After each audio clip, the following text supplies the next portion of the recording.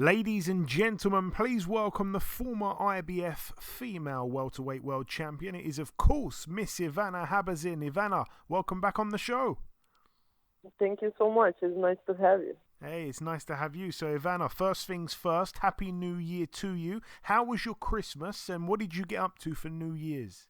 And I wish you Happy New Year also. Well, nothing special. Everything was good, I ate good. That's most important. But for the New Year, I was just watching some documentary before midnight. At midnight, I saw the fireworks and went sleep. Fair enough. That's the life of an athlete. So the last time we had you on the podcast was back in January 2020. It's now January 2024, so it's been 4 years this week. At that time, you were getting ready to fight Claressa Shields. I ended up coming to the fight and walking you to the ring. We're now friends for life. Since we last spoke, you've made the permanent move to Florida. Tell me about the reason behind that. Well, when I was much, even United States is different than, let's say, in Croatia because you have more people for sparring, right? And for every preparation I had to fly people in Croatia or go somewhere else was much harder for me because I don't have nobody to even spar there. Then I like the weather here also. So when I come in Florida after many states where I was in United States, I was like, this is the place I like. So I stay here, and it's really good for training also. So I like this, and as a most of preparation I always doing in Colombia, in Bogota, right?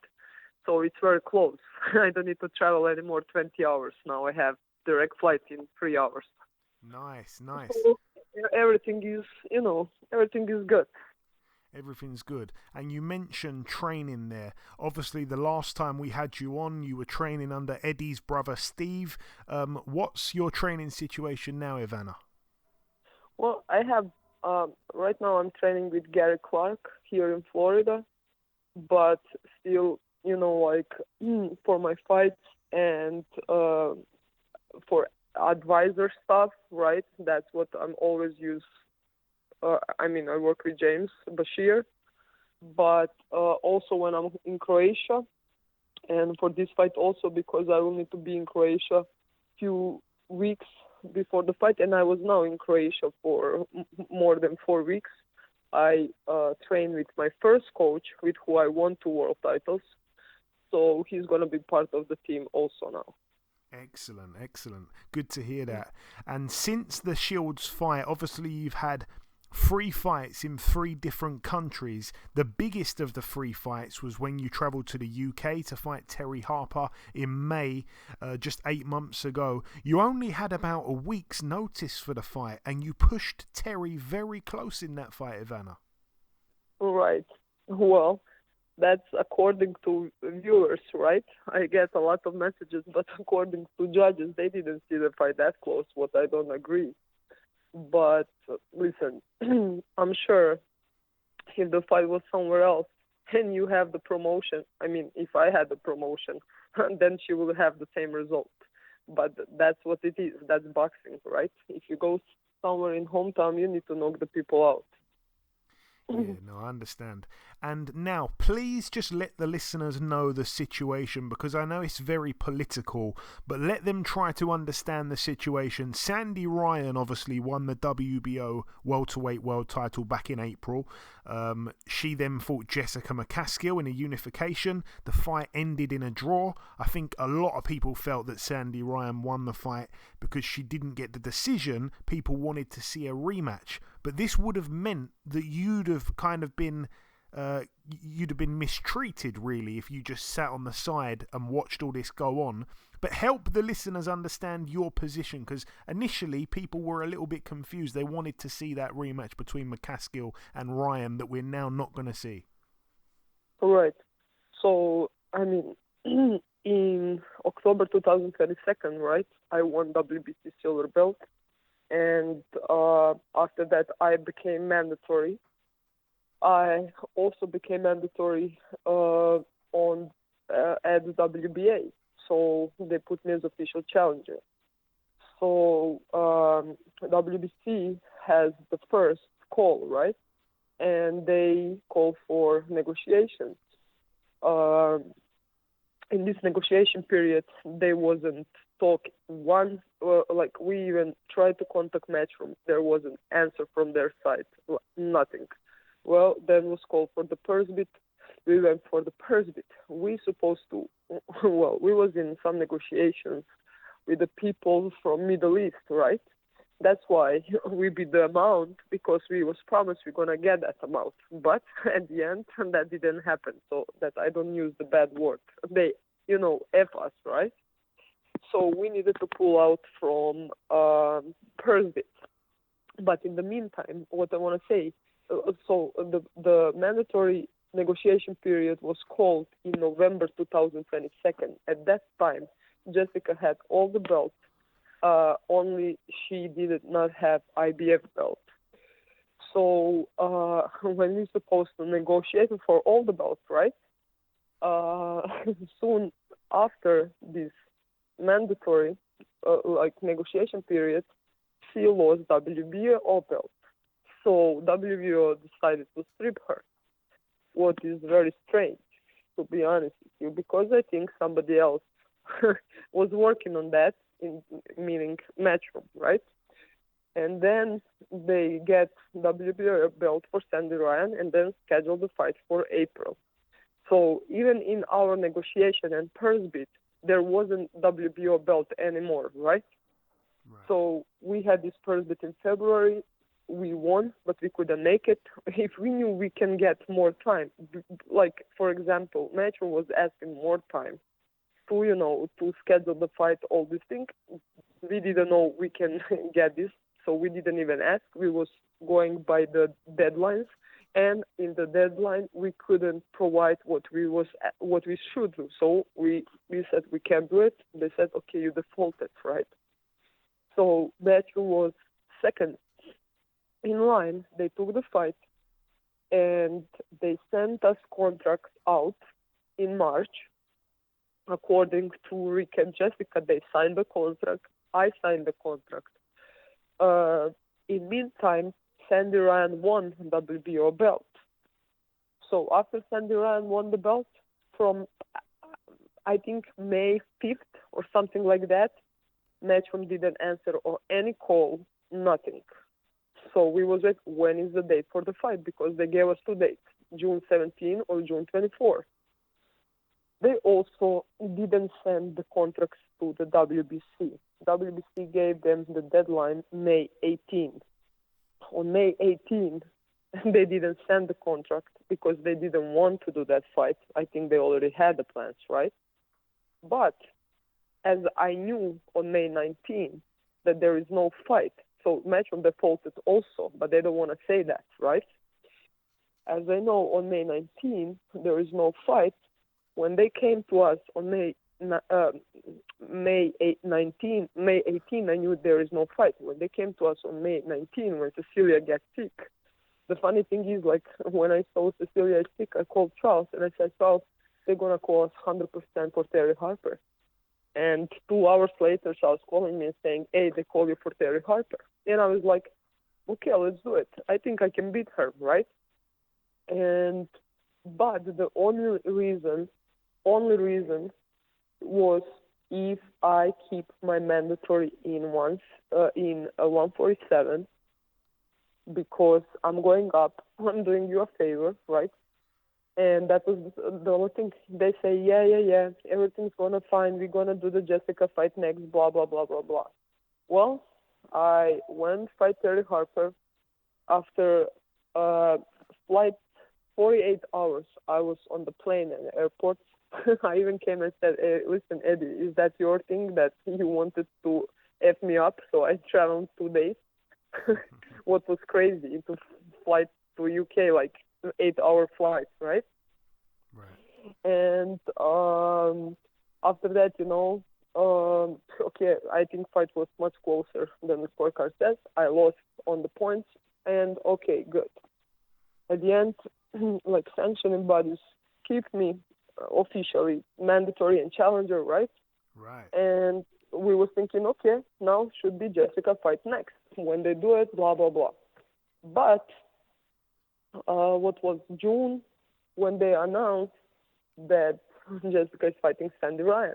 So they didn't come to me and say, hey, you're not going to fight now. We're going to go. Can we do that fight? Blah, blah, blah. So we saw that when the poster was out, right? And of course, Charles was then speaking with the sanctioning bodies.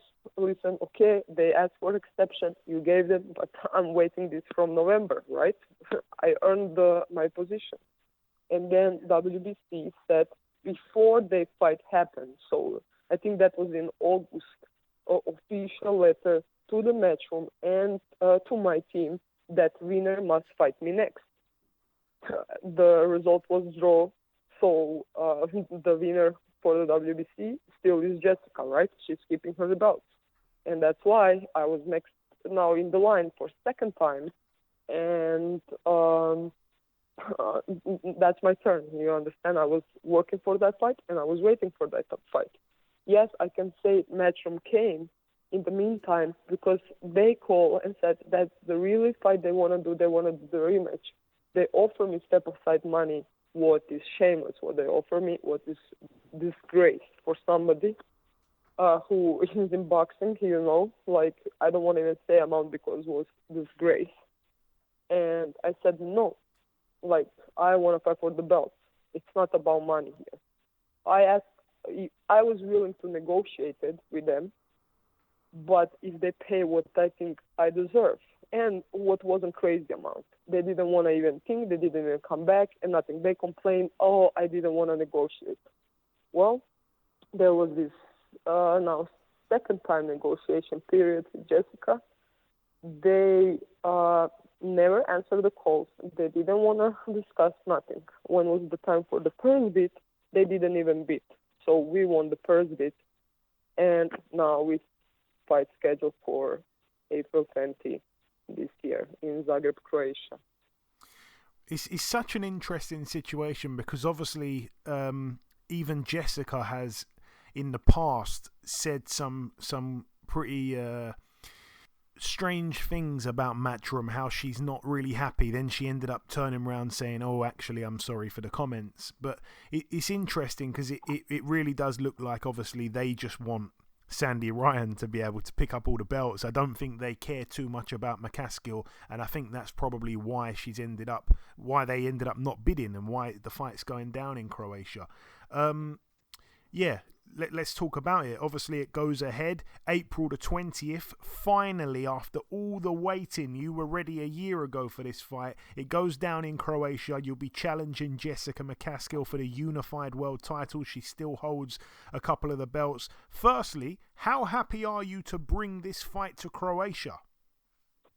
Listen, this is something would never happen in Croatian history. That's the first thing, because there is no male or female boxer that even fought for more belts in one weight division, and there is not even female boxer right now in the history of Croatia who won 2 world titles. Like I have IBF and IBO, right?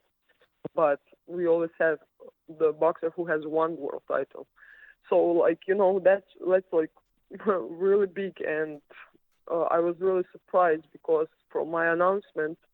When I post my announcement out, like there is no news in Croatia from the biggest and the smallest one that wasn't out. There was like I think 15, 20 articles in 24 hours, like like with crazy stories. I have calls all the time. There is on the TV and stuff. So I think that was like probably first time in like 13 years, 14 years of my career that this is really out something big.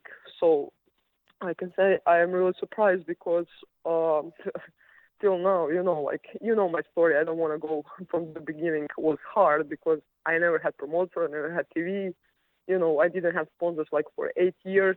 After I took IBO, the other stuff changed, so it was a little easier for me. But this is even bigger than that. So it's really nice. And there is a lot of these talks, people saying about women's boxing. other women's rights.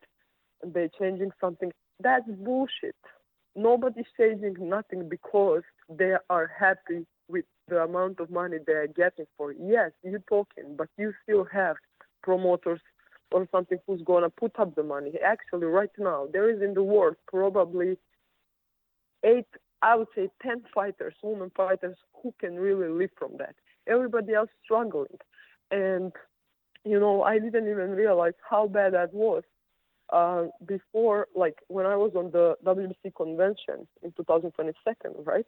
When you had the champions from Mexico, Argentina, I don't know, Uruguay, when you see that these people has world titles and they can do shit because they're struggling. Yeah, of course, they need to work, they have kids, you have everything, you train the same, and then they treat you like you're not worth it as a man. And, like there is a lot of discussion, yeah, women's boxing must be 3 minutes. No, I don't agree with that. Because if there, I didn't say I can fight for 3 minutes. Yes, I can fight for 3 minutes. I spar for 3 minutes. I train for 3 minutes. But the point is, there is, like, WBC was working on that also. There are medical statistics why it's better to have 2 minutes, right? And, like, a lot of talks was like, yeah, if we have 3 minutes, we can knock the people out. That's not true. If you can knock in 2 minutes, you're not going to knock in 3 minutes. So, that's all type of preparation on the things how you're doing. So I don't think so this 1 minute changing something. And if that's so easy, why they from 15 rounds in males boxing came down to the 12 rounds, right? Because there are statistics why this was happening. And from the other side, I think that the point for women must be, yes, you have 10 rounds, 2 minutes. We should be able to get better paid. I can't say you can get the same because that's not happening, right? But everybody for the titles must be better paid. There must be something, that people, even if they're doing that, they can earn something. Because the point is what I'm trying to say, in tennis, you have men's playing 3 sets, women's playing 2 sets, they get equal pay. From Mary Jean King, whatever is the name now, I don't know. Well, she did the thing where she was fighting for the equal payment, and they get it. And nobody said, oh, you need to do the same as men. No, because you understand the difference between men and women. And men and women can be same. Ivana, I mean, go on. Yeah, I'm sorry. No, I was just going to say, obviously, I want to discuss the fight itself. How do you see this fight going? At one point, Jessica was a bit of a monster, very exciting style. However, I think the last few fights we've seen a bit of a change. I think she may be on the way down the slide, if that makes sense. I think this is a very, very winnable fight for you. I'm extremely happy that it's happening in Croatia. How do you see the fight inside the ring playing out? Listen, if I didn't think I can win, I will never go and wait such a long time and wanted to fight her. Of course, I think I can win, and I don't think so. The fight's gonna be easy because one thing what she has is this aggression, where she was breaking the opponents down, and like even people talking like they could say a lot of garbage about Jessica, but I respect her because in every fight they always have her like underdog, against Cecilia and stuff, but she came and she won. So like you can't think, oh yeah, that's gonna be easy. Like I said, I don't think that. I respect her. I know she's gonna bring the best what she has because this is for her probably all or nothing, like it's for me all or nothing. But I think I'm gonna win. And obviously not everyone was happy that the fight got made. Sandy Ryan responded negatively, which isn't too surprising. Why do you think that was? Because obviously Sandy knows all of the situation that you've explained there. That you were sitting on the sidelines, you were promised a date. Matchroom didn't deliver. You stepped in and helped Matchroom out by stepping in with Terry Harper on a week's notice or whatever. she will know that you've been messed around and you've been made to wait. So why do you think she responded negatively? Well, listen, I think that at the end of the day, everybody's thinking about themselves and they feel whatever they feel, or a little selfish because they think they deserve the right. But listen, that's her opinion at the end. I answer her some question. I don't think so. She knew all exactly what I was talking before that, right? She answered after that. She said she in her opinion, she thinks the fight is shit, right? But she's not bitter, right? Well, that's her opinion. She said she has fight locked in. I said good luck. So maybe we meet in this year in the ring, right? But listen, that's the thing. Everybody thinks when something came to them, they think that the things are not fair, right? Because they don't think about nobody else. So I can't just sit and thinking, oh yeah, this is good. Just go because you have the promoter, you are in from the UK and you have everything. No, I'm not gonna be quiet. I'm gonna fight for myself, like I said before, because nobody cares from you. Because they think, oh, you from what? For people, Croatia is probably some garbage, right?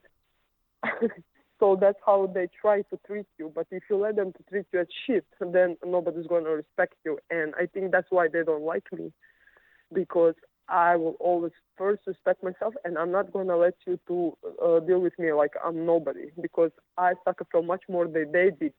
If I'm in these 13 years in professional boxing, now it's going to be 14 this year, and in this 14 year, I didn't do that for the money, because I couldn't earn money. I can make existential from the boxing, at least in these 14 years, but I never had the chance to be a side and to do something, that can, I would say, rocket my career up, because they always call me as opponent. There was always games behind the scenes.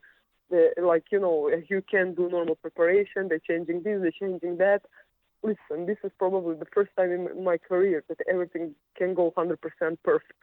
So if I can deliver the best fight and win when everything is good, then that's it. I'm done with boxing. But I believe I can do it. So, that's all or nothing. That's why I said it. And obviously the Ring magazine is on the line as well, April 20th. I wanted to ask, because I'm really, really intrigued to know the answer to this question. Is there a broadcast deal in place just yet? Do we know where we're going to be able to watch this fight? It's gonna be, but right now we in some things, like always, when you think everything is perfect, it's not perfect. Some things are in the air now, but we have the main is gonna be Croatian TV. Okay. They're gonna do the fight probably, but we are trying to finalize now to see the signals for the other TVs, what is around the world or something, but it's gonna be televised for sure. Absolutely. And on last week's podcast, we had Natasha Jonas on the show. She also has a belt at welterweight. She's obviously fighting Michaela Mayer on January 20th. How do you see their fight going down, Ivana? To be honest, I think this fight is more 50-50 fights, but I don't